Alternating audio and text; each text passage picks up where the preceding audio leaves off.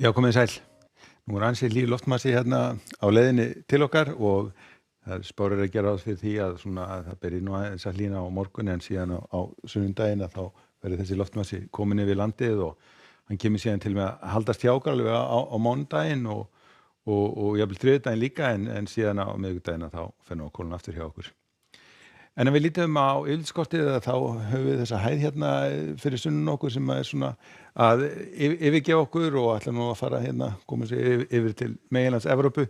en þá opnast hérna lægðarbrautin til okkar aftur og það er lægð sem kemur hérna inn á Grænlandshaf og hún kemur með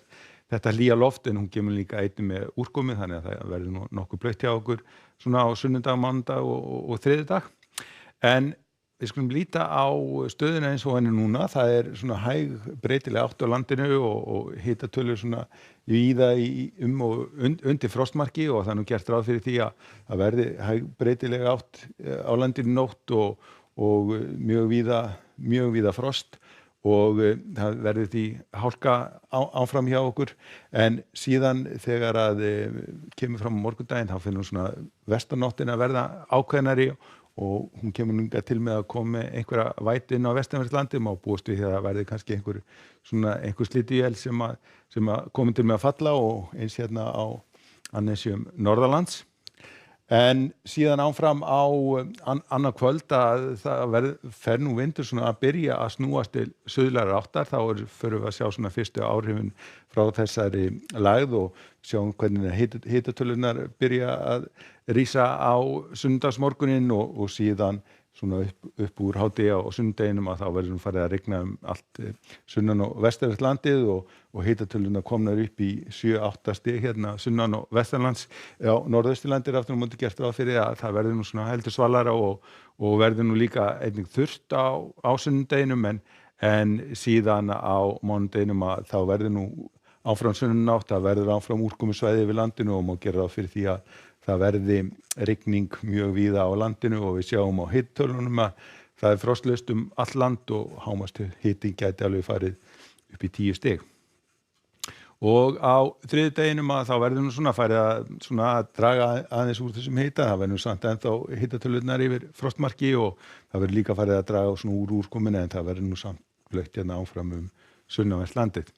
En síðan á miðvikudeginum að það er aftur á móti gert ráð fyrir að fara snúast í kalda vestanátt hjá okkur og þá getur farið að snjóa. En ef við lítum aðeins til Evrópu að þá er nú heldur áfram að kólna hérna á Norðurlöndunum og það er þetta svona bjart veður hérna sunnun til og eins hérna á austanverðum Bretlandseyjunum en það er nú breyting þar í vændum því að það er lægð hérna suðvestur af Bretlandi sem er á leiðinni hérna í suðaustur. Það verður því byrjað að regna í Frakklandi á morgun og einnig Norður Spáni og Portúgal og síðan kemur þessi lægð áfram hérna yfir Spán þannig að annað kvöld verður nú væntanlega að fara að regna í öllu Frakklandi og einnig á Spáni. En það er fínn dagur á Ítalíu á morgun og á Balkanskaganum gert ráð fyrir einhverjum skúraleiðingum. Ef að við förum hérna aðeins vestur hafa þá er ansi öflug vetrarlægð hérna yfir sléttunum miklu og henni fylgir mikill vindur og snjókoma hérna alveg frá Klettafjöllunum og austur af vötnunum miklu þannig að það er spáð vonsku veðri og slæmri færð en hérna sunnan til er nú mun betra veður hlýrra og sól en við vesturströndina er aftur á móti önnur lægð á leiðinu og það verður því farið að rigna í San Francisco á morgun. En hjá okkur verður sem sagt hægbreytileg átt og svona frost í nótt og víða slæm hálkuskilyrði en svona þegar kemur fram á morgundaginn þá fer nú vestanáttina að taka við sér og þá fer nú að hlýna hérna fyrst landi vestanvert. En við skulum láta þetta duga yfir í kvöld. Verið þið sæl.